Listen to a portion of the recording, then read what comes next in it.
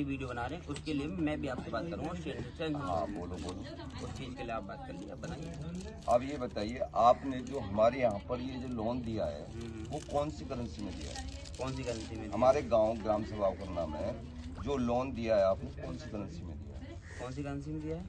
आपके मतलब पैसे करंट में दिए हैं कि अकाउंट में?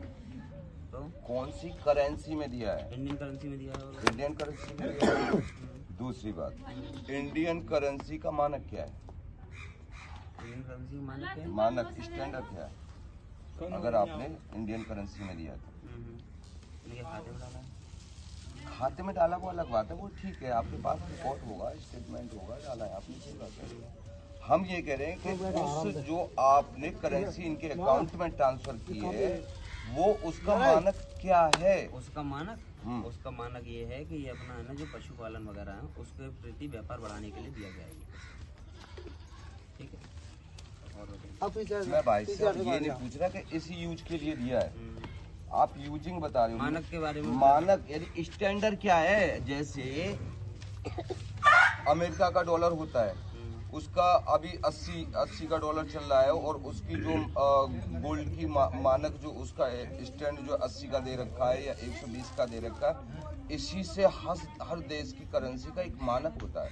उस मानक के उस पर बिहाफ पर करेंसी छपती है। जैसे अभी हमारे पास 100 का नोट आया, 100 का नोट छपने के लिए हमारा 100 रुपए का गोल्ड जो है RBI बैंक, रिजर्व बैंक में जमा होगा, वो कितना होगा उसके बारे में आपने जब 50,000 रुपये को या 60,000 या 10,000 जो भी दिया, आपने वो कौन से मानक में दिया, उसका क्या मानक था? इसके बारे में तो साहब मेरा वकील ही बताएगा आपको। वकील के लिए आपके लिए हम एक कागज देंगे अभी बना के, उस आवेदन का आप जवाब देंगे, आप अपने वकील से दिलवाइए, आप लेके आइए, पुलिस वालों से दिलवाइए, हमें सर्टिफाई करोगे। जब जैसे आपने जब 50,000 रुपये का लोन इनको दिया था, इनके फोटो लिए, आधार कार्ड लिया, पहचान पत्र लिया और फिर उससे भी पेट नहीं भरा तो आपने उनके घर पे आके फोटो भी खींचा और फिर भी नहीं पेट भरा तो 2 गवाहों के साइन कराए, एक गवाह लिया या 2 जो समूह हुआ वो सारे करवाए आपने। जब आप पूरा पेट भर गया कि हाँ ये आदमी जैन मन है और ये हमारे इतने अदायगी कर देगा, कोई दिक्कत नहीं है, जब सर्टिफाई होने के बाद में आप इनको लोन दिया, ठीक। अब आपको हमने 18 किस्त दे चुके हैं, 18 या 19 किस्त दे रुके हैं। अब हमें कुछ पता चला है, हमें कुछ संशय पैदा हो गया है कि आपने जो हमारे इस ग्राम सभा में जो लोन दिया है वो असली में दिया है या नकली में दिया है। ये आपके लेटर हेड जो जेएनसी बैंक से आया, उस लेटर हेड पे हमको लिखित में चाहिए। हाँ, तो पहले तो यही बात है कि आप स्टैंड बताइए, स्टैंड के लिए हम कागज लिख के देंगे, आप आपको मेरा वकील बताएगा। हाँ, आप वकील से बात कर लीजिए, आपको अभी हम PDF में दे देते हैं और एक फोटो कॉपी करा के दे देंगे। आपका जो भी पैसा, हमारे को आपके पैसे की मारने की मंशा नहीं है, मैं इंटरेस्ट के साथ देंगे आपका पैसा। अगर आपका निकलता है तो आप लेना, अगर हमारा निकलता है तो हमें देना। हिसाब तो बाप बेटे का होता है, इसमें तो कोई दोहरा वाली बात नहीं है।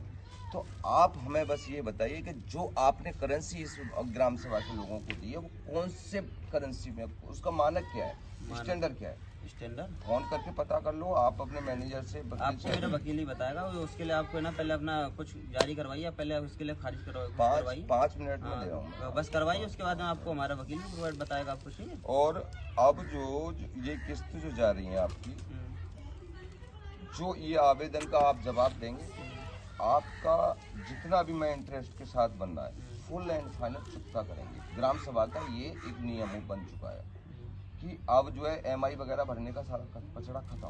आप जमा करोगे? हाँ जी। ठीक है, तो मैं आपको अभी आप जैसे आन दो, आपको अपने वकील से पहले वो कागज निकलवा लाइए। हाँ, हम प्रोवाइड और जितने ये तो हमारा एक केस है आपके पास, अगर आपके 1-2 और केस हो ना हमारे को नाम है, तो वो हमारी ग्राम सभा इस बात पे एग्री। ठीक है, हम मंजूर है, मैं उस चीज के लिए। हाँ, तो तुमको घर घर जाने की जरूरत नहीं, हम तो वैसे भी नहीं आते। हाँ, आप एक जगह आइए और जितना आपकी किस्त बनती है उस दिन लेकर के एक आदमी से मात्र संपर्क कीजिए और अपनी सारी किस्त। नहीं, हमारा पूरा फाइनल करवाने की, फुल फाइनल ले जाओ। ठीक है, फुल फाइनल करवा दीजिए, फुल फाइनल चुकता करा लो। ओके। आप ग्राम सभा से आप कह रहे हो ना इस चीज को, मेरा एक ग्रुप ऑफ 5 हो जाएगा। हाँ जी, बिल्कुल करवा दें। ठीक है, तो इसमें तो आपको कोई नहीं, मुझे कोई, मैं तो आपसे इस चीज के लिए मैंने पहले भी नहीं मना करा, मैंने उस चीज के लिए आप करिए, कोई दिक्कत यही है हमारा। ओके, आपको करवाते हैं।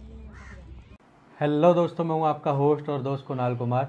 बार बार आता रहूंगा, आपके दिलों में जोश जगाता रहूंगा। आज हमारे साथ डॉक्टर देवेंद्र बलहारा जी हैं। तो अभी तक जो हम आपको बताते थे कि रिकवरी एजेंट आपके साथ जो रिकवरी करेंगे तो वो उनका प्रोसेस क्या होता है या होना चाहिए, तो उनसे हम आप मांगते थे, अगर वो विजिट करते थे, कि आप अपना ऑथराइजेशन लेटर दिखाइए और आईडी कार्ड दिखाइए। लेकिन यहाँ पे है ना, एक और चीज़ है, जो एक क्लॉज है कि अगर हम कोई भी ऑब्जेक्शन डाल देते हैं बैंक के साथ कि हमारे को ये समस्या है या ये हमें डिस्प्यूट है आपके साथ, आप इसका रेजुलेशन दें, तो एज़ पर लॉ या एज़ पर आरबीआई गाइडलाइन, जब तक बैंक हमारे उस पॉइंट का सोल्यूशन नहीं दे देता, हमारी ऑब्जेक्शन जब तक ख़त्म नहीं हो जाती, तब तक बैंक हमारे से रिकवरी नहीं कर सकता। तो उस पर आज हम आपको बताएंगे कि हम ऑब्जेक्शन किस तरीके से उसमें डाल सकते हैं या हमें बैंक से क्या सवाल करना है। आगे देवेंद्र जी बताएंगे। जी सर। जी कुणाल भाई, आपके सभी दर्शकों को और अपने निडर इंडिया चैनल के सभी साथियों को नमस्ते। इसमें क्या है कुणाल भाई कि सबसे पहले तो हमको ये देखना होगा कि आपने जो बैंक से कॉन्ट्रैक्ट किया है वो कॉन्ट्रैक्ट क्या है, उस कॉन्ट्रैक्ट में बैंक ने आपसे क्या मांगा और आपने बैंक से क्या मांगा।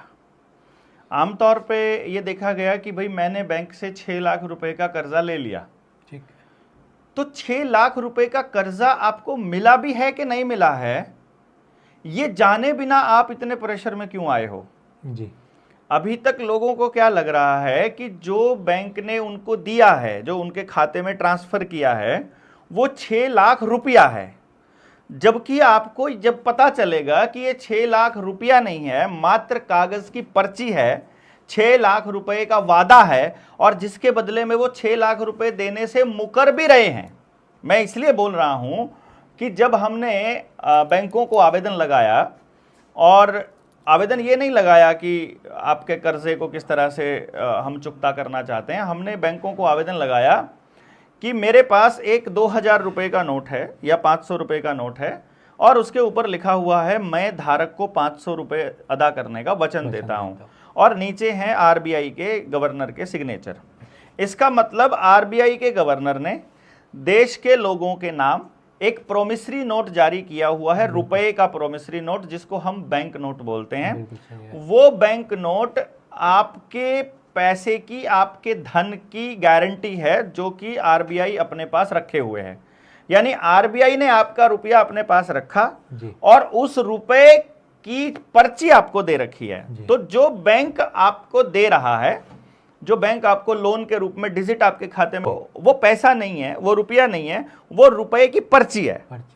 जैसे कि मैं अगर आपको लिख कर दे दूं कि मैं आपको 10 किलो खांड देने का वादा करता हूं, ठीक है, तो अब वो उस पे सिग्नेचर है जी। वो दुकानदार मुझे जानता है, आपको भी जानता है, आपको चाहे जानता हो चाहे ना जानता हो, लेकिन मैंने उस पे लिख दिया कि मैं धारक को 10 किलो खांड देने का वादा करता हूं। अब उसको आप खा नहीं सकते पर्ची को, बिल्कुल सही, लेकिन वो 10 किलो खांड के बराबर चलेगी जी। जब भी आपको खांड की जरूरत हो, आप उस दुकानदार को वो पर्ची दे दो और उससे खांड ले लो।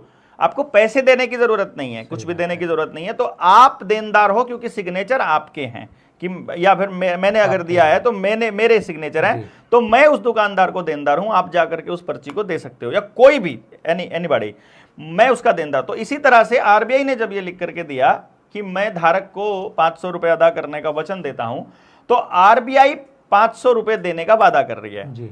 अब यदि इस 500 रुपए के बदले में आपको 500 रुपए के नोट के बदले में यदि आपको 500 रुपए नहीं मिलते हैं, तो वहां आरबीआई का जो ये प्रोमिसरी नोट है, ये एक तरह से बाउंस होता है, जैसे हमारा चेक बाउंस होता है, और उसके ऊपर आरबीआई के ऊपर मुकदमा होना चाहिए जी।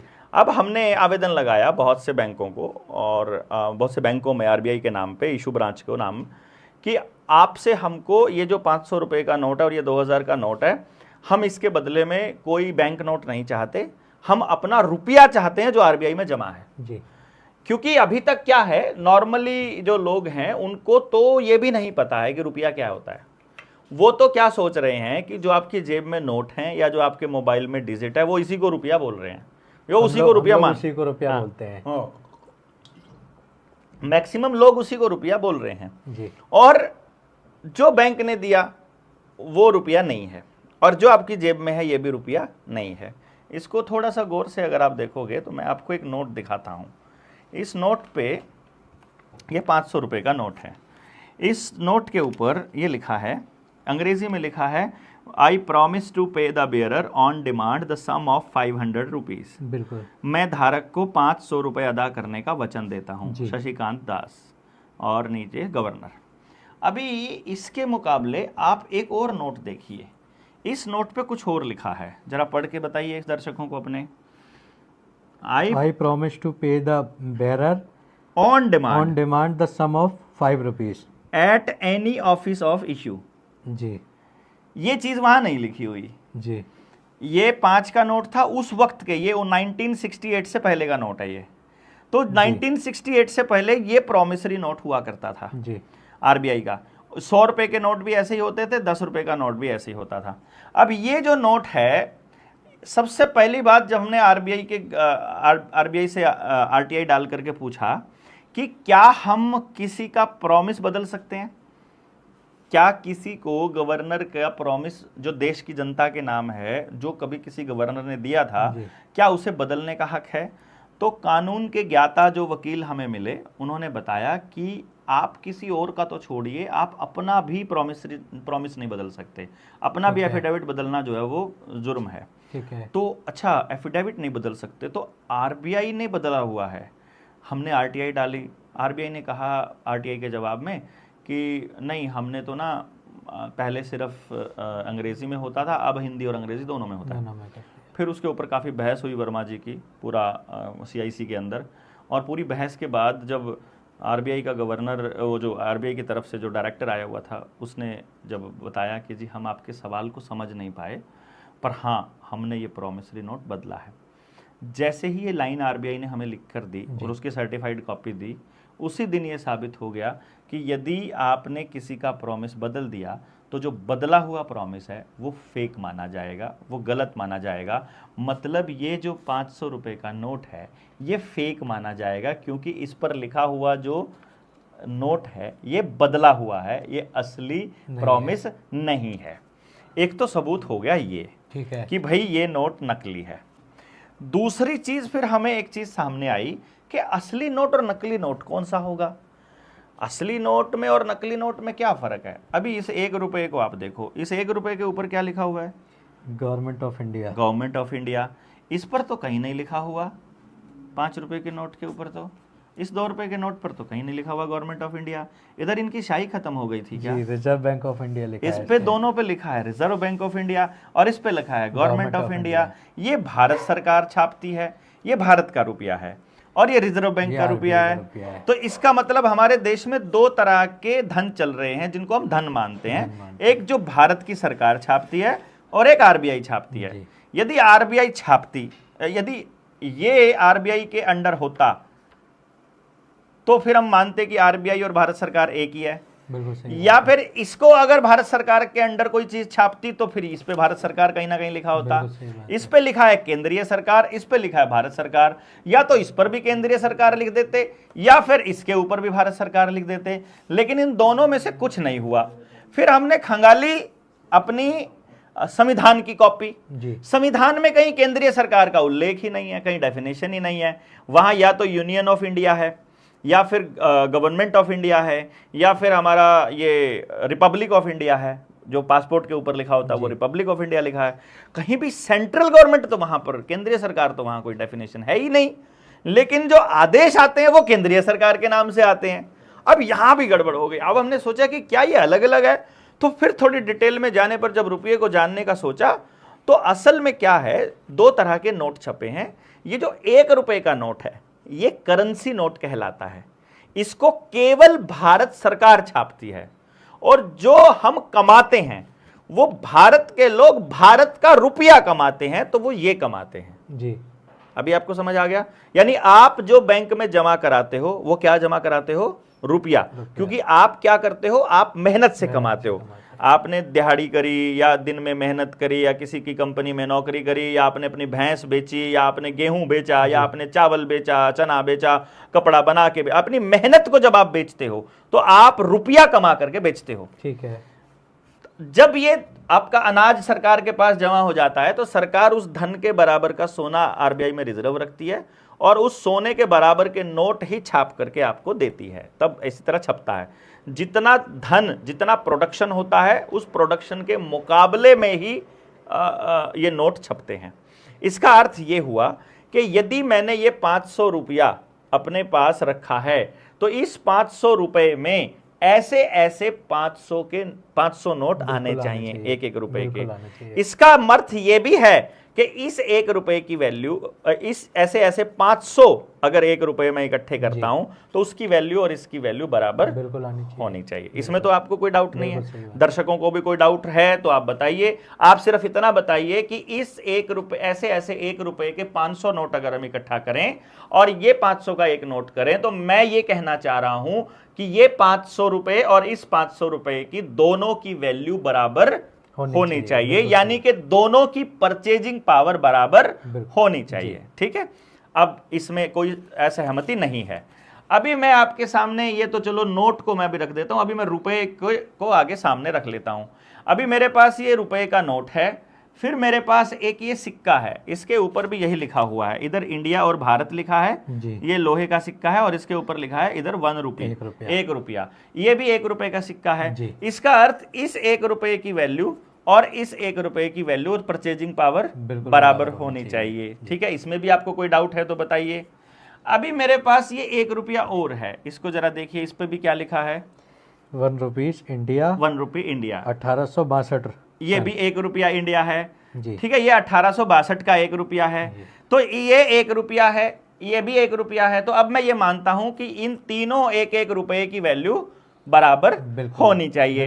तो मैं जब इन तीनों को बैंक में लेकर के जाता हूं तो तीनों की वैल्यू बराबर ही मानी जाती है। बैंक इन तीनों को 1 रुपया मानता है और यदि मैं ये जमा करता हूं तो इनको तीनों को 1-1 रुपए में ही जमा करता है। ठीक है, इसमें भी कोई ठगी नहीं है। इसका मतलब इन तीनों की परचेजिंग पावर बराबर होनी चाहिए। तो इसमें जब मैं जाता हूं तो मुझे एक टॉफी मिलती है, इसमें जब मैं जाता हूं तो एक टॉफी मिलती है, और इसमें जब मैं बाजार में लेके जाता हूं तो सुनार देखता है, अरे ये तो चांदी का है, इसमें तो 90% चांदी है और इसका वजन तो 1 तोला है। इसका वजन टोटल कैलकुलेट करके देखता है तो वहां जो बैंक, वो जो सुनार है वो इसे रख करके ऐसे ऐसे 1000 के नोट दे देता है। अब बैंक इसे 1 रुपए में ले रहा है जी, लेकिन सुनार यानी परचेजिंग पावर इसकी 1000 के बराबर है। यानी बैंक के 1000 रुपए के नोट मेरे भारत के इस 1 रुपए के बराबर है।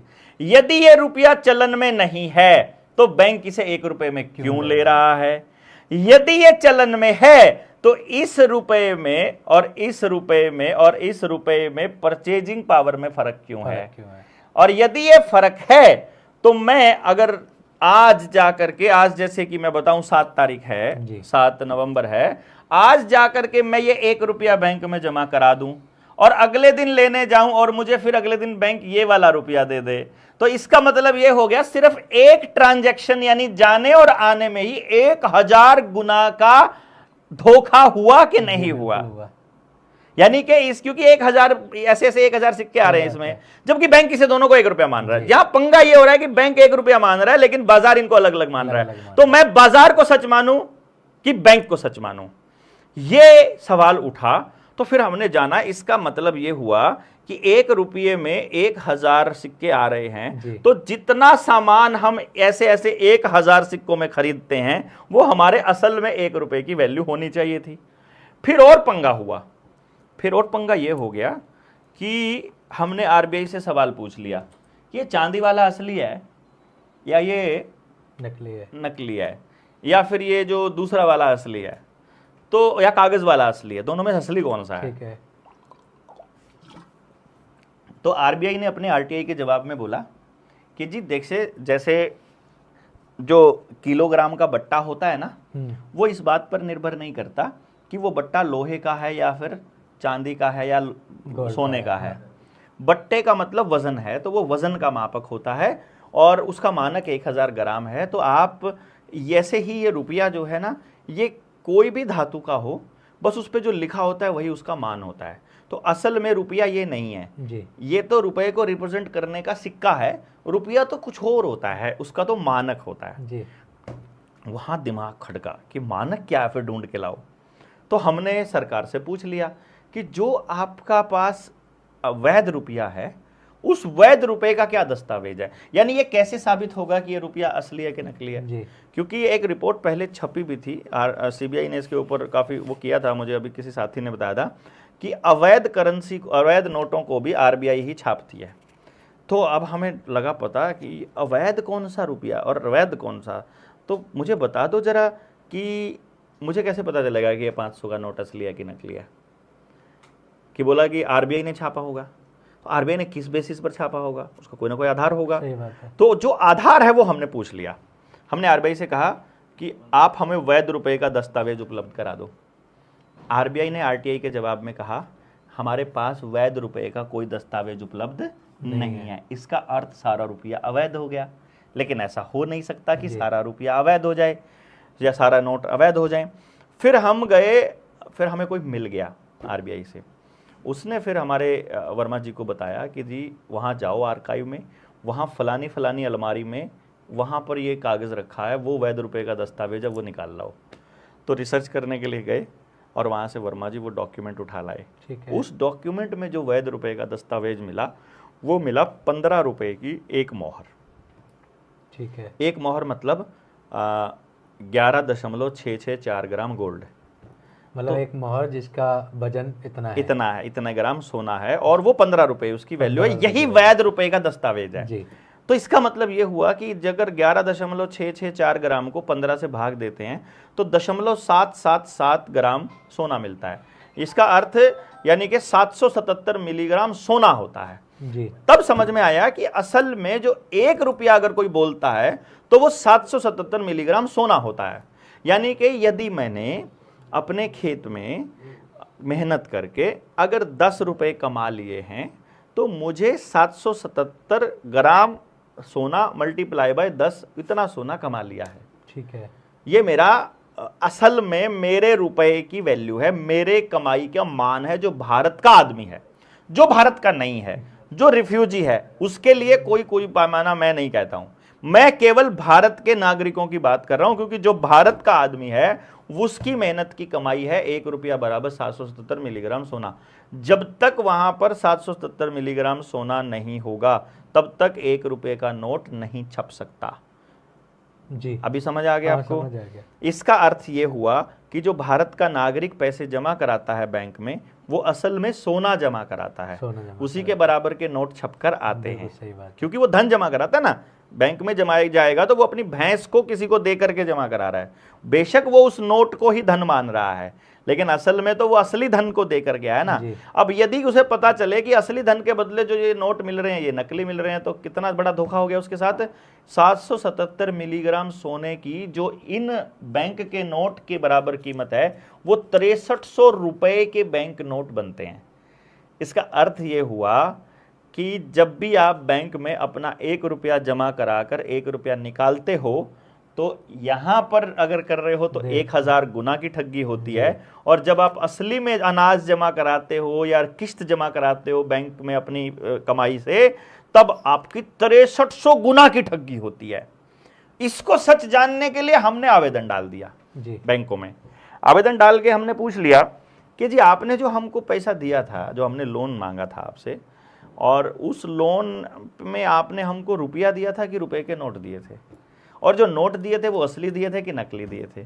क्योंकि हमको पता चला है कि आपने कूटखरीद रुपया भी चला हुआ है, तो हमें ये डाउट है कि आपने हमें कूटखरीद रुपया दिया है। यदि आपने हमें कूटखरीद रुपया नहीं दिया है तो आप हमको बता दो कि हमने आपको असली रुपया दिया है, और यदि आपने डिवैल्यूएट किया हुआ रुपया दिया है तो आपको आजीवन कारावास तक की सजा होगी। और लेकिन फिर भी हम लॉ अबाइडिंग सिटीजन हैं, हम आपका पैसा बिल्कुल कानूनी तरीके से चुकता करेंगे। तो 6300 के बराबर का हिसाब है, यानी 6,30,000 रुपए का लोन अगर आपने हमको दिया है। देखो असल में तो हमने रुपए मांगे थे, दिए उन्हें बैंक नोट दिए, उन्होंने रुपया नहीं दिया, रुपए के बैंक नोट दिए। उस बैंक नोट की कीमत 6300 गुना कम है। तो इसका मतलब 6,30,000 रुपए का लोन यदि बैंक ने हमको दिया है 100 रुपए तो दिए। असलियत में उसने हमें 100 रुपया ही दिया है। जी। तो जो मैं मेहनत करके तुमको किस्त दिया हूं 1,000 रुपए की, हाँ। असल में मुझे 100 देने थे, तो मेरे 900 वापस करो। 900 वापस करो। जितनी भी किस्त हमने जमा कराई है, हमने असली धन कमाया है। जी। बैंक ने वो छाप कर आपको दे दिया, बिना मतलब एवं ही बस डिजिट लिखा और दे दिया। हाँ। मैंने कमा कर आपको दिया, सही बात। मैं दे रहा हूं रुपया, तुम दे रहे हो नोट। नोट की और रुपए की कीमत होनी चाहिए बराबर। तो अगर आपको मानते बराबर हो तो 500 रुपया बैंक में लेके जाओ और बोलो मेरा रुपया दे दो। एक एप्लीकेशन लगाओ बैंक में, कोई भी जिसने भी लोन ले रखा है, अगर आपको बैंक फ्रॉड की सच्चाई जाननी है। वैसे तो जनता सरकार मोर्चा 24 नवंबर को तालकटोरा स्टेडियम में एक बहुत बड़ा सेमिनार कर रहा है, जिसमें इसकी किताब पूरी सबूतों के साथ, सारे सबूतों के साथ लॉन्च करने वाला है। लेकिन अगर उससे पहले आपको जानना है, आप एक 500 रुपए का, 100 रुपए का, 10 रुपए का कोई भी नोट ले जाओ बैंक में और एक एप्लीकेशन लगाओ कि ये नोट मैं आपके पास जमा कर रहा हूं, इस नोट की कॉपी मैंने अपने पास रख ली है, ये नोट के बदले मुझे कोई नोट नहीं चाहिए, इस नोट के बदले मुझे भारत का रुपया चाहिए, मुझे मेरा रुपया दे दो और ये अपना नोट अपना वापस पकड़ो। ये एप्लीकेशन दे, क्योंकि इस पे लिखा है ना, मैं धारक को 10 रुपए 500 रुपए देने का वादा करता हूं, वो प्रॉमिस मेरा पूरा कर दो। यदि बैंक वो प्रॉमिस पूरा कर दे तो बैंक सच्चा है और हम झूठे हैं। यदि बैंक वो प्रॉमिस पूरा ना करे तो मतलब बैंक फ्रॉड है, पूरा बैंकिंग फ्रॉड है इसका मतलब। तो आप जाकर के चेक कर लो, आपने लोन लिया हुआ है तो जिस दिन ये असल में बैंक का दिया हुआ चेक है, प्रॉमिस है, अगर ये देने से मना कर दे 1 महीने के अंदर, 1 महीने के अंदर अंदर, तो भैया इसका मतलब बैंक का चेक बाउंस हुआ है, उसके ऊपर 138 का मुकदमा दर्ज होना चाहिए। जो जिसका चेक बाउंस हो गया, ये इस पे बड़ा बहस हुई थी हमारी। एक जोनल मैनेजर थे यूनियन बैंक ऑफ इंडिया के, दिल्ली में ही बैठे थे, तो हम काफ़ी लंबी चर्चा हुई थी। उन्होंने मुझे बोला, आप ऐसा करो ना बलहारा जी, आपने ये आप कह रहे हो ये नोट नकली है? मैंने कहा हाँ। आप कह रहे हो कि बैंक ने नोट दिए हैं, पैसा नहीं दिया? मैंने कहा हाँ। तो ऐसा करो, नोट ही दे दो वापस। जी। उन्होंने मुझसे सवाल पूछ लिया कि नोट ही दे दो वापस। मैंने कहा आप एक काम करो, यही चीज़ लिख कर दे दो। आपने भी तो हमसे सब कुछ लिखित में लिया था ना। सही बात है। आपने भी तो हमसे सब कुछ रिटर्न में लिया है, सारे सिग्नेचर कराए, सारे डॉक्यूमेंट लिए। जब लोन देते हैं तो हाँ, उसको सारे डॉक्यूमेंट वेरीफाई करते हैं, सब कुछ करते हैं। तो आप हमसे रिटर्न में मांग लीजिए, हम आपको दे देंगे। अब वो रिटर्न में भी मांगने को तैयार नहीं। फिर कहने लगे कि गोल्ड स्टैंडर्ड तो खत्म हो गया था। मैंने कहा कब हुआ था? कोई एक आदेश, कोई कानून, कुछ तो हुआ होगा। हाँ। कोई तो आदेश पारित हुआ होगा या चुपचाप हो गया? जो 15 रुपए में एक मोहर की वैल्यू है, जब आपने खत्म टूटी होगी तो कोई तो कागज, कोई तो कानून बनाया होगा। वो कानून तो बता दो जी। कौन सा कानून है जिसके तहत आपने गोल्ड स्टैंडर्ड खत्म किया, पहले तो वो बता दो। किस कानून के तहत आपको परमिशन है या फिर आपके पास पावर है वो खत्म करने की, वो बता दो जी। और यदि वो खत्म नहीं हुआ है तो फिर इसका मतलब इसके बदले में हमारे को सोना मिलना चाहिए। बिल्कुल सही बात है। अब वो बोलते हैं कि ये तो खत्म हो चुका है, आप बलहारा जी मानो या ना मानो, लेकिन इसके बदले में गोल्ड अब रखना नहीं पड़ता। मैंने कहा मैं आप ही की बात को सच मान लेता हूँ। मैनेजर को मैं बिल्कुल, जोनल मैनेजर था, बड़ा अफसर था उनका, कई सारे बैंक मैनेजर्स बैठे हुए थे, ब्रांच मैनेजर्स। फिर भी मैंने उससे पूछा, मैंने कहा कि ये जो गोल्ड स्टैंडर्ड खत्म होने वाली बात आप कह रहे हो, ये गोल्ड स्टैंडर्ड खत्म होने का मतलब समझा दो आप थोड़ा सा हमको। वो बोले इसका खत्म होने का मतलब ये है कि अब बैंक को नोट छापने के लिए गोल्ड रखने की जरूरत नहीं है। अच्छा, इसका मतलब बैंक जितने मर्जी नोट छाप सकता है? बोला हाँ।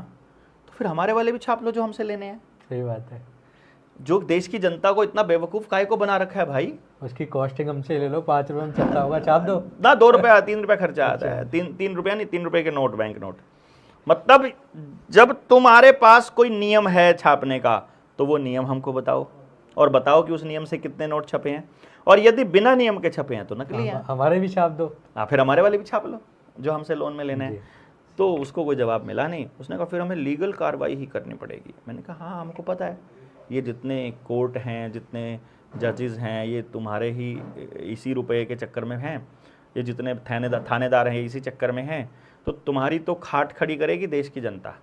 ये कानून के बस की बात तो मुझे लग नहीं रही है, क्योंकि सुप्रीम कोर्ट को भी तो इतना सारा ऐशो आराम, उसके जजेस को जो इतना सारा ऐशो आराम, इतनी सुविधाएं, ऐसा टॉर, ऐसी ताकत मिलती है, वो इसी से मिल रही है, इसी पैसे से मिल रही है।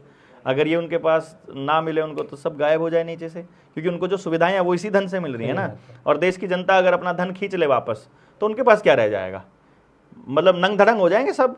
जितने नेता अभिनेता बड़े बड़े इंडस्ट्रियल, सबके नीचे के पैरों की जमीन ये देश की जनता खींच सकती है अकेला। सिर्फ उसे कुछ नहीं करना है, वो बैंक के बाहर प्लान करके जाओ, जिस गांव के अंदर बैंक खुला हुआ है 100 लोग चले जाओ उस दिन और बोलो ये 100 के नोट जमा करो हमारे और इसके बदले हमारे को 100 रुपए दो, बस कुछ नहीं करना। वो बोलेंगे सिक्के, सिक्के नहीं रुपया चाहिए हमको, या कह दो कि ये नोट या कह दो कि ये वाला रुपया जो है वो नकली है, या कह दो कि ये नकली है, यही दे दो तुम। सही बात है। अभी मैं तो सोना मांग रहा हूं, लेकिन तुम पहले अभी फिलहाल यहां तक तो आओ। सही बात है। इसमें भी फंसेंगे वो मरेंगे अगर उनको, मतलब अगर वो वहां वापस आ गए तो देश की जनता उनको बाहर निकाल के कूट के भगाएगी जिस दिन देश की जनता को समझ आ गया। तो 24 नवंबर को बड़ा हो सकता है कि देश को समझ में आए कि किस दिशा में हम काम कर रहे हैं। तो पेरेंटिंग पर भी एक बड़ा सेमिनार है कि बच्चों की परवरिश में हम क्या गलती कर रहे हैं शिक्षा में, और दूसरा साथ में ये बैंकिंग के पूरे फ्रॉड को हम सब लोगों के सामने लेकर के आएंगे। सिर्फ रिकवरी वाले फ्रॉड नहीं हैं, सिर्फ वो गुंडागर्दी नहीं करते हैं, बल्कि बैंक वालों के साथ मिलकर पुलिस के थाना अध्यक्ष तक भी गड़बड़ करते हैं। मतलब वो उनको भी कुछ, उनको डिजिट तो ट्रांसफर करने होते हैं, उनको क्या लगता है, उनको वो नोट ही तो छाप कर देना है फ्री फंड के। और अगर देश के लोगों को ये पता चल जाए ना कि आपको जो लोन दिया गया है वो लोन कहीं है ही नहीं। सरसई का नाम सुना है आपने? सुना है। सरसई, अगर आपका लोन सरसई में एंट्री नहीं है तो वो लोन फ्रॉड है।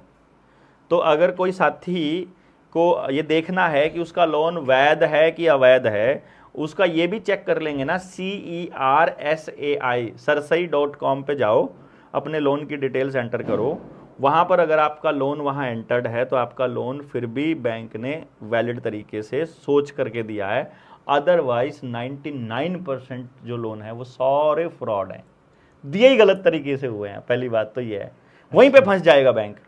दूसरे नंबर पे आप बैंक से उनकी बैलेंस शीट मांग लो कि तुमने जो ये लोन दिया है दिया कहाँ से, पहले ये बता दो। देखो मैं जो लोन आपको दूंगा तो मैं कहीं ना कहीं से दूंगा, और जहां से मैं दूंगा वो मेरा कम होना चाहिए।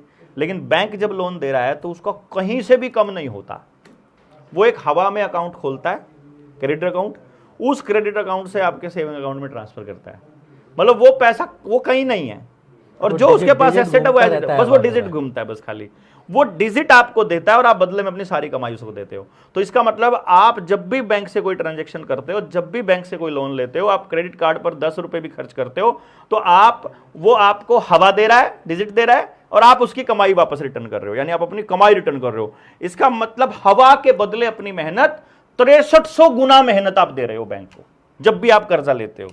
इसीलिए इस खेल को बहुत लोगों ने समझा था, हमारे पुरखों ने भी समझा था कि कैश में लेने की अगर हिम्मत है, औकात है तो खरीदो, लोन लेकर कुछ भी मत खरीदो, क्योंकि जैसे ही आप 1 रुपया भी लोन लोगे, आप 1 रुपया मल्टीप्लाई बाय 6300 हो जाएगा। आज क्या 6300 रुपया, यानी 6000 गुना की लूट है 1 रुपया लोन लेने में।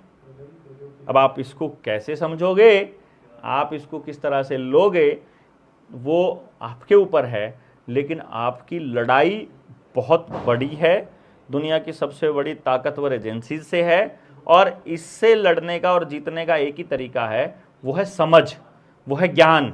अगर आपको पता चल जाए कि ये समस्या है और ये समाधान है तो ऐसे चुटकियों में समाधान होता है। तो हमने आवेदन लगाए हैं बहुत से लोगों के, जिसमें अभी तक बैंक वाले जवाब नहीं दे रहे। मेरे को भी ये मेरे व्यूवर से एक फीडबैक मिला था। हाँ। कि उसने सेम आवेदन लगाया था कि आप इसको बताइए, जो जनता सरकार मोर्चा वाला। हाँ। तो वो आज तक जवाब नहीं आया उनके पास। तो मैं आपको एक ऑफर कह लीजिए मैं आपको दे रहा हूं कि जो आपके साथी जिन्होंने आपके थ्रू बैंकों से कुछ कॉरेस्पॉन्डेंस की हुई है, यदि आप उनकी इवन अगर लिस्ट भी दे दें या उन लोगों को बोलें कि आपके थ्रू वो आवेदन इधर अपने पास लगाते हैं, तो हम उसकी लिस्टिंग अपने यहाँ कर देंगे उन लोगों में जिनके आवेदन बैंकों में गए हुए हैं हमारे। तो अभी हम सुप्रीम कोर्ट, हाई कोर्ट में जाने वाला, पहले हाई कोर्ट में जाएंगे सारी, तो जिस जिस जिले का वो बंदा है उनके साथ कनेक्ट हो जाएगा, और फिर सुप्रीम कोर्ट में हम अपील लगाने वाले हैं कि जो बैंकिंग फ्रॉड है इसके खिलाफ हमको न्याय दिया जाए। तो वो आप अपना उन लोगों को बोल दीजिए ताकि जनता सरकार मोर्चा के साथ लग के या मोर्चा के आपके साथ लग के और हम इस मुहिम को और आगे लेकर के जाएं। और 24 नवंबर को इनवाइट ज़रूर कीजिए कि आप आइए सारे के सारे और उस 24 नवंबर को इस मुहिम में शामिल होइए। तो मैं आपको यहाँ पे बताना चाहूँगा कि 24 ये नवंबर जो है टाल कटोरा स्टेडियम में, टाल कटोरा ही है ना, टाल कटोरा स्टेडियम दिल्ली स्टेडियम में एक सेमिनार होने वाला है सर का, एक बुक लॉन्च होगी, आप उसको वहाँ पे जाके अटेंड कर सकते हैं। आप मेरे से कनेक्ट कर लेना, मैं बता दूंगा कैसे आपको वहाँ पे जाना है। कुणाल भाई का नंबर आपके पास है और जनता सरकार मोर्चा पे क्लिक करने के लिए 95 18 17 0000 पे मिस कॉल है, 9518170000। वहाँ से आपके पास एक मैसेज आएगा 7696627656 से, मतलब आप मिस कॉल करोगे दूसरे नंबर पर और व्हाट्सएप आएगा दूसरे नंबर से, वो अपना ही नंबर है, वहाँ पे आप अपनी डिटेल भर सकते हो मोर्चे से जुड़ने के लिए। और निडर इंडिया चैनल पे स्ट्राइक लग गई है, 24 को अपना सेमिनार है, 22 तारीख तक की स्ट्राइक है, 15 दिन निडर इंडिया चैनल शायद नहीं खुलेगा। अपील हमने डाली है, अगर कल परसों तक खुल गया तो बात अलग है, अदरवाइज हर बार ये ऐसा ही करते हैं। तो डॉक्टर देवेंद्र बल्हारा का चैनल है, उस पर हम लाइव आएंगे, जो संडे की लाइव आनी थी वो लाइव डॉक्टर देवेंद्र यूट्यूब के ऊपर, यूट्यूब पे डॉक्टर देवेंद्र बल्हारा, और फिर फेसबुक पर भी पैरेलल में आएंगे हम, देवेंद्र बल्हारा वाला जो फेसबुक पेज है उस पर, ताकि सभी लोग कनेक्टेड रहें। तो अभी आपको कनेक्शन जो शिफ्ट करना है वो डॉक्टर देवेंद्र बल्हारा वाले चैनल पर करना है, जब उधर से वो हो जाएगा तो तब उसको भी हम चालू कर देंगे पैरेलल में। तब तक के लिए आप सब लोग जुड़े, आप सब लोगों का बहुत बहुत धन्यवाद। आप कुछ कहना चाहें तो कुछ, बहुत बहुत धन्यवाद, thank you very much. Thank you.